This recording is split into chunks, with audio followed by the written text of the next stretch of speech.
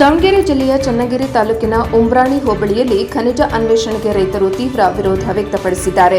ವೀರಾಪುರ ಹಾಗೂ ಮಾಗ್ನೇತಹಳ್ಳಿ ಭಾಗದ ಸುಮಾರು 200 ಚದರ ಕಿಲೋಮೀಟರ್ ವ್ಯಾಪ್ತಿಯಲ್ಲಿ ಬಿಜಿಇ ಮತ್ತು ಟಿಐ ಮತ್ತು ವಿ ಬ್ಲಾಕ್ಗೆ ಖನಿಜ ಅನ್ವೇಷಣೆ ಹರಾಜು ಪ್ರಕ್ರಿಯೆ ಕೈಗೊಳ್ಳುವ ಕುರಿತು ತಾಲೂಕು ಕಚೇರಿ ಸಭಾಂಗಣದಲ್ಲಿ ನಡೆದ ಸಭೆಯಲ್ಲಿ ಗ್ರಾಮಸ್ಥರು ಆಕ್ರೋಶ ಹೊರಹಾಕಿದರು. ರೈತರು ಮಾತನಾಡಿ, ಈ ಪ್ರದೇಶ ಸಂಪೂರ್ಣ ಕೃಷಿ ಆಧಾರಿತವಾಗಿದ್ದು ಸಾವಿರಾರು ಎಕರೆ ಅಡಿಕೆ ತೋಟಗಳು, ಕೃಷಿ ಭೂಮಿಗಳು, ಅರಣ್ಯ ಸಂಪತ್ತು ಹಾಗೂ ಪಶುಪಾಲನೆ ಆಧಾರಿತ ಜೀವನೋಪಾಯ ಇಲ್ಲಿದೆ. ಖನಿಜ ಅನ್ವೇಷಣೆಯಿಂದ ಭೂಗರ್ಭ ಜಲ ಮಟ್ಟ ಕುಸಿತ, ಬೆಳೆ ಹಾನಿ ಹಾಗೂ ಪರಿಸರ ನಾಶ ಸಂಭವಿಸುವ ಆತಂಕವಿದೆ ಎಂದು ಹೇಳಿದರು. ಗ್ರಾಮ ಸಭೆಯ ಪೂರ್ವಾನುಮತಿ ಇಲ್ಲದೆ ಯಾವುದೇ ಹರಾಜು ಪ್ರಕ್ರಿಯೆ ಮುಂದುವರಿಸಬಾರದು. ಪರಿಸರ ಹಾಗೂ ಸಾಮಾಜಿಕ ಪರಿಣಾಮ ಅಧ್ಯಯನ ವರದಿ ಸಾರ್ವಜನಿಕವಾಗಿ ಪ್ರಕಟಿಸಬೇಕು ಎಂದು ಒತ್ತಾಯಿಸಿದರು. ಇದೇ ವೇಳೆ ಮಾಗ್ನೇತಹಳ್ಳಿ ಗ್ರಾಮದ ಸರ್ವೆ ನಂಬರ್ 17ರಲ್ಲಿನ 11.08 ಎಕರೆ ಗೋಮಾಳ ಜಮೀನನ್ನು ಪಿಎಂ ಕುಸುಮ್ ಯೋಜನೆ ಅಡಿಯಲ್ಲಿ 30 ವರ್ಷಗಳ ಗುತ್ತಿಗೆ ನೀಡಿರುವ ಕ್ರಮಕ್ಕೂ ಗ್ರಾಮಸ್ಥರು ಆಕ್ಷೇಪ ವ್ಯಕ್ತಪಡಿಸಿದರು. ಗೋಮಾಳ ಜಮೀನು ಪಶುಸಂಗೋಪನೆಗೆ ಅಗತ್ಯವಾಗಿದ್ದು ನೀಡಿರುವ ಅನುಮತಿಯನ್ನು ತಕ್ಷಣ ರದ್ದುಪಡಿಸಬೇಕು ಎಂದು ಆಗ್ರಹಿಸಿದರು. ಇದೇ ವೇಳೆ ಅರಣ್ಯ ಇಲಾಖೆ ಸಿಬ್ಬಂದಿಯವರ ಮೇಲೂ ಸಹ ಆಕ್ರೋಶ ವ್ಯಕ್ತಪಡಿಸಿ ರೈತರುಗಳು ತಮ್ಮ ಹೊಲದಲ್ಲಿ ಬೆಳೆದಂತ ಮರ ಗಿಡವನ್ನು ಕಡಿಯಲು ಅರಣ್ಯ ಇಲಾಖೆ ಅನುಮತಿ ಪಡೆಯಬೇಕು. ಗೋಮಾಳ ಜಮೀನಿನಲ್ಲಿ ಪೂರ್ಣವಾಗಿ ಅರಣ್ಯ ನಾಶ ಮಾಡಿದ್ದು ಇವರ ವಿರುದ್ಧ ಕ್ರಮ ಕೈಗೊಂಡಿಲ್ಲ ಎಂದು ಆಕ್ರೋಶ ವ್ಯಕ್ತಪಡಿಸಿದರು.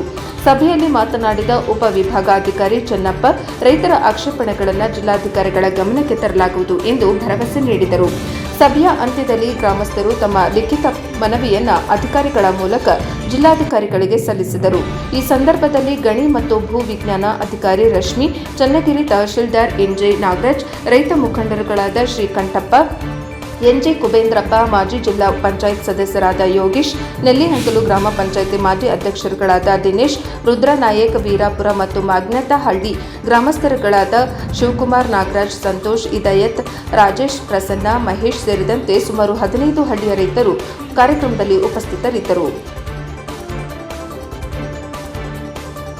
ವರದಿ Devaraj K, Nellihankalu, NKS TV4 Davanagere.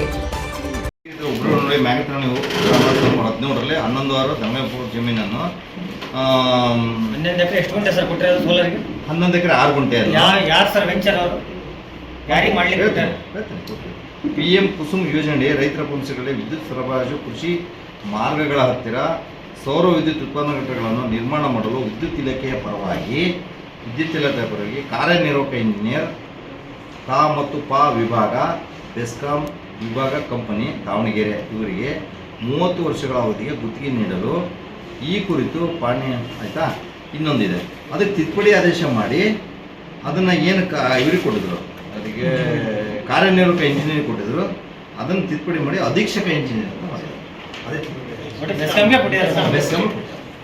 ಏನಿಗೆ ಸರ್ಕಾರಿ ಭೂಮಿ ಅಂದರೆ ಹೆಂಗೆ ಯಾವ್ದು ಕೊಡೋದ ಸರ್? ಹಂಗೆ ನನಗೆ ಮುಬ್ಬು ಅಂತಿದ್ದಾಗ ಕೇಳೋದು ಏನಿಲ್ಲ ಸರ್. ಈಶ್ವರ ಹತ್ರ ನಾನು ಮಾತಾಡ್ತೀನಿ, ನೀವು ಅರ್ಜಿ ಕೊಟ್ಟೋದನ್ನು ಕೇಳ್ತೀನಿ, ನಾನು ಮಾತಾಡ್ತೀನಿ. ಇಲ್ಲ ಸರ್, ಅದು ಬಾಣಿ ತಿದ್ದುಪಡಿ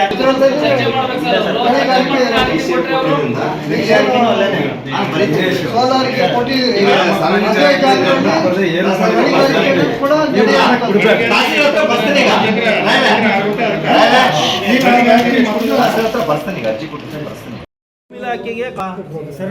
ನನಗೆ ಬಂದಿಲ್ಲ,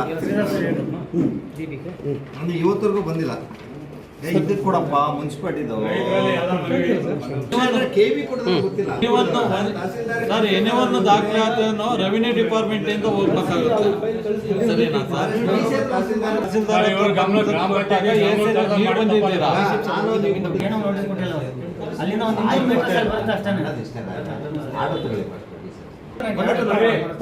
ಜಿಲ್ಲಾಧಿಕಾರಿ ಬರೋದಾಗ ನಾವು ಟ್ರೈ ಮಾಡೋಣ ಬರ್ರಿ.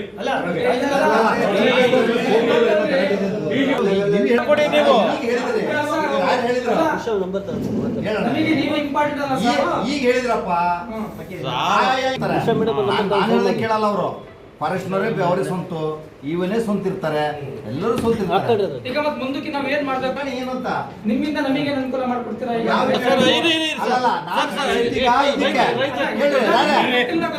ಸರ್ಕಾರ ತಪ್ಪಾಗಿದೆ, ಎಲ್ಲರಿಗೂ ಗೊತ್ತಾಗಿದೆ, ಮಾಹಿತಿ ತಪ್ಪು ಮಾಡಿರ್ತೀವಿ. ಜಿಲ್ಲಾಧಿಕಾರಿ ಬರೋವರೆಗೆ ನಾವು ಎದ್ದಾಳಿಲ್ಲ, ಸ್ಟ್ರೈಕ್ ಮಾಡೋದು ನಡಿ. ಯಾಕ್ರಿ ಬರ್ಲಿ, ಏನೇನು ಮಾಹಿತಿ ಎಲ್ಲ ನೋಡಿ. ಸರ್, ನೀವು ಈ ತರ ಡಿ ಸಿ ಕೇಳ್ತಾರೆ ಮತ್ತೆ ನೀವ್ ಹೆಂಗ್ ಡಿ ಸಿ ಹತ್ರ ಕೇಳ್ರಿ ಅಂತ ರೈತರು ನಾನು ಆರ್ಡರ್ ಮಾಡಿದಲ್ಲ ಯಾರು? DC ಅದಕ್ಕೆ ಸೋಲಾರ್ ಆರ್ಡರ್ ಮಾಡಿದ್ರೆ ನೀವ್ ಏನ್ ಕ್ವಶನ್ ಮಾಡಬಹುದು ಇದ್ದೀರಾ ನೀವು ಹಿಂಬಾರ ಕೊಡ್ತೀರಾ? ದೊರೆತ ನಂತರ ನಮ್ಮ ರೈತರಿಗೆ ನೀವು ಗ್ರಾಂಟ್ ಸರ್ಟಿಫಿಕೇಟ್ ಕೊಟ್ಟ ನಂತರ ಯಾವ್ದಾದ್ರು ಒಂದು ಕೆಲಸ ಆಗೋದಕ್ಕೆ ಅವಕಾಶ ಇದೆ. ಸೋಲಾರಿಗೆ ದಾಖಲಾತಿನೇ ಇಲ್ಲ. ಪಾಡಿಯಲ್ಲಿ ಸೋಲಾರಿಗೆ ಇಷ್ಟು ಮಂಜೂರಾತಿ ಆಗಿದೆ ಅಂತ ಪಾಡಿಲಿ ಬರ್ತಾನೆ ಇಲ್ಲ. ಇವತ್ತಿನ ಪಾಡಿಲಿ ಹೆಂಗ್ ಸರ್ ಅವ್ರು ಬಂದು ಕೆಲಸ ಮಾಡ್ತಾರೆ? ಹೆಂಗ್ ಬಂದು ಅಲ್ಲಿ ಖನಿಜ ಅನ್ವೇಷಣೆ ಮಾಡಿಬಿಟ್ಟು ರಿಪೋರ್ಟ್ ಕೊಡೋಕ್ಕೆ ಅಂತ ಹೇಳಿ ಕೇಂದ್ರ ಸರ್ಕಾರದಿಂದ ನಮ್ಮ ರಾಜ್ಯ ಸರ್ಕಾರ ಇದೆ. ಸೊ ರಾಜ್ಯ ಸರ್ಕಾರದಿಂದ ನಮಗೆ ನಮ್ಮ ಇದಕ್ಕೆ ನಮ್ಮ ಡಿಸ್ಟಿಕ್ಕಿಗೆ ನಮ್ಮ ಸಂಬಂಧಪಟ್ಟ ದಾವಣಗೆರೆ ಡಿಸ್ಟಿಕ್ಕಿಗೆ ಜಿಲ್ಲಾಧಿಕಾರಿಗಳು ಲೆಟರ್ ಬರ್ತಿದ್ದಾರೆ. ಅಂದ್ರೆ ನಿಮ್ಮಲ್ಲಿ ಸಿಗುವಂಥ 200 ಚದರ ಕಿಲೋಮೀಟರ್ ಆಗ್ತದೆ ಚಿಕ್ಕಮಗಳೂರು ಮತ್ತು ನಮ್ಮ ದಾವಣಗೆರೆ ಡಿಸ್ಟಿಕಲ್ಲಿ ಮಾರ್ತಳ್ಳಿ ಮತ್ತು ವೀರಾಪುರ ತಾಲೂಕು ಗ್ರಾಮಗಳಲ್ಲಿ ಸಿಕ್ಕುತ್ತೆ. ಆ ಸಿಗುವಂಥದ್ದನ್ನ ಅನ್ವೇಷಣೆ ಮಾಡೋಕ್ಕೆ ಪರ್ಮಿಷನ್ಗೋಸ್ಕರ ಪರವಾನಗಿ ನೀಡಬೇಕು. ಅಂದರೆ ನೀವು ಯಾರಿಗೂ ಕೊಟ್ಟಿಲ್ಲ ಇದು.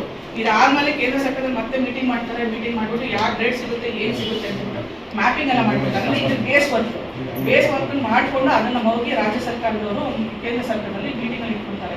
ಮೀಟಿಂಗಲ್ಲಿ ಇಟ್ಬಿಟ್ಟು ಇದನ್ನು ಏನು ಸಿಗ್ಬೋದು, ಯಾವ ರೇಟ್ ಸಿಗುತ್ತೆ ಏನು ಅಂತ ಹೇಳ್ಬಿಟ್ಟು ಆಮೇಲೆ ಇದ್ರಲ್ಲಿ ನಿಮಗೆ ಎಲ್ಲರಿಗೂ ಒಳ್ಳೇದಾಗುತ್ತೆ. ಅಂದರೆ ಡ್ರೈನೇಜ್ ಪ್ಯಾಟರ್ನು ಮಾಡ್ಕೊಳ್ತಾರೆ. ಮತ್ತು ಗ್ರೌಂಡ್ ವಾಟರ್ ಸರ್ವಿಸಸ್ ಹೆಂಗೆ ಸಿಗುತ್ತೆ, ಯಾವ ಥರ ಮಾಡ್ಬೋದು. ಆಮೇಲೆ ಈ ಸಾಯಿಲ್ ಟೆಸ್ಟಿಂಗು ಮಾಡ್ತಾರೆ. ಮೀನು ಖಂಡಿತ ಒಂದೇನೇ ಮಾಡಲ್ಲ ಇದರಲ್ಲಿ, ಅದನ್ನು ಸೇರ್ಕೊಂಡು ಮಾಡ್ಕೊಂಡಿರ್ತಾರೆ. ಈ ರಿಪೋರ್ಟ್ ಸಬ್ಮಿಟ್ ಮಾಡಿದರೆ ಮಾಡಿದ ಮೇಲೆ ಕೇಂದ್ರ ಸರ್ಕಾರದವರು ಅವ್ರಿಗೆ ವಯಬಲ್ ಇತ್ತು ಅಥವಾ ಈ ಗ್ರೇಡ್ ಏನು ಸಿಗುತ್ತೆ ಅಂತ ಹೇಳ್ಬಿಟ್ಟು ಅದ್ರ ಮೇಲೆ ಇದನ್ನ ಪರವಾನಗಿ ಕೊಡಬೇಕೋ ಬೇಡವೋ ಅಂತ ಅದನ್ನ ಡಿಸ್ಕಷನ್ ಅಂತ. ಇದು ಬೇಸ್ ಲೆವೆಲ್ ನಮಗೆ ಜಸ್ಟ್ ಈಗ ಏನು ಸ್ಟಡಿ ಮಾಡೋ ಪರ್ಪಸ್ಗೆ ಅಂದರೆ ಆ ಟೀಮ್ನ ಕಳ್ಸೋಕ್ಕೆ. ಈಗ ಫಾರ್ ಎಕ್ಸಾಂಪಲ್ ಏನಾಗುತ್ತೆ, ಹಳ್ಳಿಗಳಿಗೆ ಟೀಮ್ ಕಳಿಸ್ಬೇಕಾಗುತ್ತೆ. ಆ ಟೀಮ್ ಕಳಿಸಿದಾಗ ನಿಮಗೆ ಗೊತ್ತಿರಲ್ಲ ಯಾರೋ ಬಂದಿದ್ದಾರೆ ಅಂತ ಹೇಳ್ಬಿಟ್ಟು ನೀವುಗಳು ಗೊಂದಲದಲ್ಲಿ ಇರಬಾರ್ದು ಅನ್ನೋ ಇದಕ್ಕೋಸ್ಕರ ಒಂದು ಮೀಟಿಂಗ್ ಮಾಡಿಬಿಟ್ಟು ಫಸ್ಟ್ ಅನ್ವೇಷಣೆ ಅಂದರೆ ಜಿಲ್ಲಾಧಿಕಾರಿಗಳಿಂದ ಅನುಮೋದನೆ ಕೊಡಿ ಅಂತ ಕೇಳಿದ್ದಾರೆ. ಆ ಪರವಾನಗಿಗೋಸ್ಕರ ತಹಸೀಲ್ದಾರಿಗಳು ತಹಸೀಲ್ದಾರ್ ಆಲ್ರೆಡಿ ಬೇಸ್ ಲೆವೆಲ್ ನೋಡ್ಕೊಳ್ಳಿ. ಈಗ ಆಲ್ರೆಡಿ 20 ವಿಲೇಜ್ ಬರುತ್ತೆ ಅಂತ ಹೇಳ್ತಾ ಇದ್ದಾರೆ. ಈ 20 ವಿಲೇಜಲ್ಲಿ ಏನಾದ್ರು ಸಮಸ್ಯೆಗಳಿದೆಯಾ ಏನಾಗುತ್ತೆ ನಿಮ್ಮ ಅಭಿಪ್ರಾಯ ಕೇಳಲಿಕ್ಕೋಸ್ಕರ ಇವತ್ತು ಕಂಡಕ್ಟ್ ಮಾಡಿದ್ದೀವಿ. ಸೊ AC ಸಾಹೇಬ್ ಅವ್ರ ಜೊತೆಲಿ ನಿಮ್ದು ಏನಿರುತ್ತೆ ಮುಂತಾಗಿ ನೀವು ಚರ್ಚೆ ಮಾಡ್ಬೋದು. ಇದು ನಿಮ್ಮ ಬೇಸ್ ಲೆವೆಲ್ ಸ್ಟಡೀಸ್. ಅವಶ್ಯಕತೆ ಬದುಕ ಅವಶ್ಯಕತೆ ಇಲ್ಲ. ನಾವೀಗ ಬಹಳ ಉತ್ಕೃಷ್ಟವಾದ ಬೆಳೆಯನ್ನು ಬೆಳೀತಾ ಇದ್ದೀವಿ. ರೈತರು ಅಡಿಕೆಯಿಂದ ನಮ್ಮ ಜೀವನ ನಾವು ಕಟ್ಕೊಂಡಿದ್ದೀವಿ. ಒಳ್ಳೆ ಬಾಳೆ ಬೆಳಿತೀವಿ, ತೆಂಗು ಬೆಳಿತೀವಿ, ಭತ್ತ ಬೆಳಿತೀವಿ. ಇದಕ್ಕಿಂತ ಇನ್ನೇನು ಬೇಕಾಗಿಲ್ಲ. ಬೇಕಂದ್ರೆ ಪ್ಲಾಟಿನಮ್ಮು ಇಲ್ಲ ಅಷ್ಟೇ ಅಲ್ಲ, ವೆನೆಜುವೆಲಾದಲ್ಲೂ ಪ್ಲಾಟಿನಮ್ ಇದಕ್ಕಿಂತ ರಿಚ್ ಆಗಿದೆ. ಅದನ್ನು ನಮ್ಮ ಭಾಳ ಸ್ನೇಹಿತರು ಗೂಗಲಲ್ಲಿ ಮಾಡಿ ನೋಡಿದ್ವಿ. ವೆನೆಜುವೆಲಾದಲ್ಲಿ ಇದಕ್ಕಿಂತ ಉತ್ಕೃಷ್ಟವಾದ ಪ್ಲಾಟಿನಮ್ ಇದೆ. ಭಾಳ ಕಡಿಮೆ ರೇಟಿಗೆ ಸಿಗುತ್ತೆ. ಹಂಗಾಗಿ ಇಲ್ಲಿ ಪರೀಕ್ಷೆನೂ ಮಾಡೋದು ಬೇಡ, ಇಲ್ಲಿ ಪರೀಕ್ಷಾರ್ಥ ಪ್ರಯೋಗನೂ ಮಾಡತ್ತ. ಈಗ ಆಲ್ರೆಡಿ ನಿಮಗೆ ಗೊತ್ತಿರೋ ಅವ್ರಿಗೆ ಆಲ್ರೆಡಿ ಅದು ಹೋಗಿದೆ. ಅದೇ ಇದು ಚಾಂಪಲ್ ಹೋಗಿದೆ. ಅದಕ್ಕೆ ಅದ್ರ ಮೇಲ್ಗಡೆ ನಾವು ಇಟ್ಕೊಂಡಿರ್ಲಿ. ಮುಂದೆ ಯಾವತ್ತಾದ್ರೂ ಏನಾದ್ರು ಅಂತ ಇದು ಬಂದಾಗ ನೋಡಿ. ಈಗಂತೂ ನಮ್ಮ ಎಲ್ಲರ ಪರವಾಗಿ ಹೇಳ್ತಕ್ಕಂಥದ್ದು ಈ ಪರೀಕ್ಷಾರ್ಥ ಪ್ರಯೋಗ ಮಾಡೋದು ಬೇಡ ಅಂತ ನಾವೆಲ್ಲ ಸರ್ಕಾರ ಕೇಂದ್ರ ಸರ್ಕಾರ ಇದೆ. ಅದ್ರ ಬಗ್ಗೆ ಒಂದು ಮೀಟಿಂಗ್ AC ಅವರು ಮತ್ತು ರಾಜ್ಯದ ನೇತೃತ್ವದಲ್ಲಿ ಮತ್ತು ಗಣಿ ಮತ್ತು ಇಲಾಖೆಯ ಅಧಿಕಾರಿಗಳಲ್ಲಿ ಬಂದಿದ್ದಾರೆ. ಇದ್ರ ಬಗ್ಗೆ ಜನಗಳ ಸಾರ್ವಜನಿಕ ಅಭಿಪ್ರಾಯವನ್ನು ಕೇಳಿದ್ದಾರೆ. ಇದ್ರ ಬಗ್ಗೆ ನಾವು ಹೇಳೋದು ಇಲ್ಲಿ ನಮ್ಮ ಉಗ್ರಾಣಿ ಮಾಡಿದೆ ನಮ್ಮ ರಾಜೇಶ್ ಅವರು ಹೇಳಿದಂಗೆ ಬಹಳ ಸಂಪದ್ಭರಿತವಾದ ಜಾಗ ಇದು. ಇಲ್ಲಿ ಬಯೋಡೈವರ್ಸಿಟಿ ಜೀವ ವೈವಿಧ್ಯತೆ ಅಪಾರವಾಗಿದೆ. ಬಯೋಡೈವರ್ಸಿಟಿ ನಾಶವಾಗೋದ್ರಿಂದ ಎಕಾಲಜಿಕಲ್ ಇಂಬ್ಯಾಲೆನ್ಸ್ ಆಗುತ್ತೆ, ಪ್ರಾಕೃತಿಕ ಅಸಮತೋಲನ ಆಗುತ್ತೆ. ಅದನ್ನು ಯಾವ ಕಾರಣಕ್ಕೂ ತರಿಸ್ಕೊಳ್ಳೋಕ್ಕಾಗಲ್ಲ. ಈಗಾಗಲೇ ಪಶ್ಚಿಮ ಘಟ್ಟಗಳು ನಮ್ಮ ಅರಣ್ಯಗಳು ತನ್ನ ಧಾರಣಾ ಸಾಮರ್ಥ್ಯವನ್ನು ಕಳ್ಕೊಳ್ತಾ ಇದ್ದಾವೆ. ಅದೆಲ್ಲವೂ ನಾವೆಲ್ಲಿ ಸರಿಪಡಿಸೋಕ್ಕಾಗುತ್ತೆ? ಈಗಾಗಲೇ ಆಗುಂಬೆಯಲ್ಲಿ ಇನ್ನೂ ಪಡಿತೀವಿ ಅಂತಿದೆ. ಅವೈಜ್ಞಾನಿಕ ಯೋಜನೆಗಳು ಸರ್ಕಾರವಲ್ಲ. ಈಗ ಸರ್ಕಾರ ಇದೇನು ಜರಾವತಿ ಪಂಪ್ ಸ್ಟೋರೇಜ್ ಅಂತೇಳಿ ಅಲ್ಲಿಂದ ನೀರು ಕರೆಂಟ್ ಖರ್ಚು ಮಾಡಿ ಕರೆಂಟ್ ಎತ್ತಿ ರಿಸರ್ವ್ ಮಾಡಕ್ಕೆ ಇರ್ತೀವಿ ಅಂತೆ. ಇವು ಯಾರೇ ಒಪ್ಪೋದೇನ್ರಿ? ಪಶ್ಚಿಮ ಘಟ್ಟಗಳು ನಾಶ ನಮ್ಗಿರೋದೇ ಒಂದೇ ಪಶ್ಚಿಮ ಘಟ್ಟ.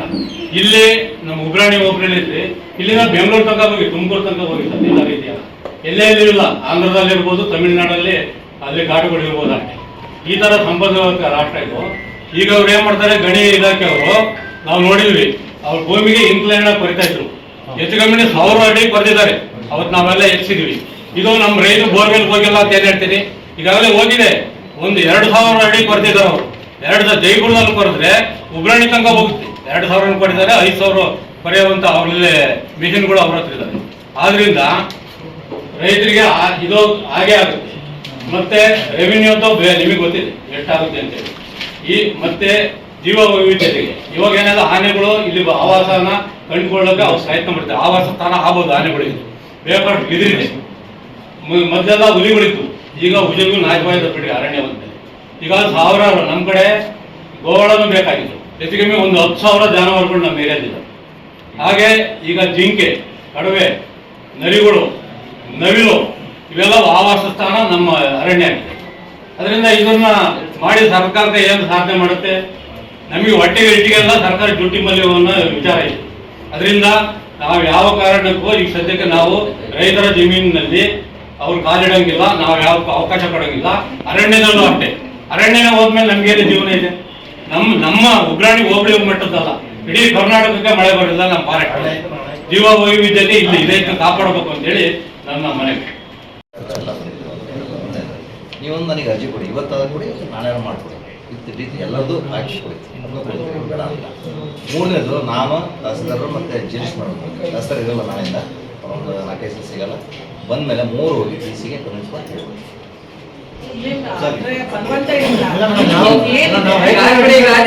ಕೇಳ್ರಿ ಸರ್, ಈಗ ಇಷ್ಟೇ ಸರ್, ಬಿಡಿ ಸರ್, ಫೈನಲ್ ಮಾಡೋಣ. ಈಗ ನೀವು ಇದುವರೆಗೂ ಕೂಡ ನಮ್ಮ ಮನವಿಗೆ ತಾವೆಲ್ಲರೂ ಕೂಡ ಆಗಮಿಸ್ತೀರಿ. ಮೊದಲು ಮೊಟ್ಟಮೊದಲಿಗೆ ತಮಗೆ ಅಭಿನಂದನೆಗಳನ್ನು ಸಲ್ಲಿಸ್ತೀವಿ.